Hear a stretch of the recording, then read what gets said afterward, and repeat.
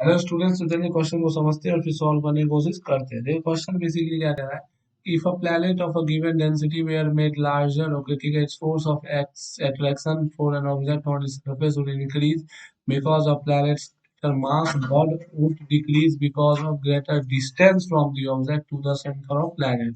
तो कह रहा है कौन सा इफेक्ट बेसिकली क्या करेगा, प्रीडोमिनेट्स करेगा। तो बेसिकली मान लेते हैं कि हमारे पास एक बेसिकली क्या है, एक एम मास का है, एम डैश मास का, और इसके ऊपर एक एम मास का पुतली रखा हुआ है। अब इसका रेडियस कुछ आर है, ठीक है। अब बाद में क्या हुआ कि इसका बड़ा हो गया और यहाँ पे स्मॉल एम मास है, ठीक है।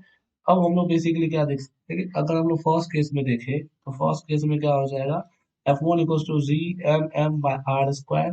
जी एम को हम लोग लिख सकते हैं rho 4/3 pi R cube into M by R square. तो ये आ जाएगा बेसिकली आपको 4/3 जी रो एम पाई आर। अब अगर हम लोग दूसरे केस में देखें जहां पर रेडियस बढ़ के कैपिटल आर हो गया, इस केस में क्या होगा, 4/3 जी जी एम जी एम पाई रो कैपिटल आर हो गया, ठीक है। तो आप यहाँ से देख सकते हो कि F2/F1 जो होगा वो क्या होगा, बेसिकली R/स्मॉल आर। तो आप साफ साफ यहाँ से देख सकते हो कि जो F है वो डायरेक्टली प्रोपोर्शनल हो रहा है R के, ठीक है। तो यहाँ से आप सिंपल कह सकते हो कि F2 जो होगा वो होगा R/R F1।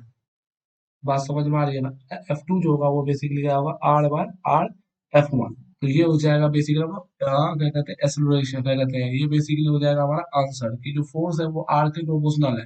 अब अगर रेडियस इंक्रीज कर तो रेडियस इंक्रीज करेगा, would decrease because the greater the distance from the object। Basically radius वाला फैक्टर जो है डोमिनेट कर रहा है, और आप देख रहे हो कि ये आर के डायरेक्टली प्रोपोर्शनल आ रहा है। और सेकंड केस में जो फोर्स है वो आर टाइम्स आर, यानी कि जो F2 है वो क्या है, बेसिकली F2 जो है वो ग्रेटर देन आपको क्या है, F1 है, क्योंकि कैपिटल आर जो है वो ग्रेटर है स्मॉल आर से, ठीक है। तो रेशियो 1 से बड़ा होगा, तो ये जो होगा ये F2 सेकंड केस में ज्यादा होगा छोटे पहले वाले केस से। Thank you.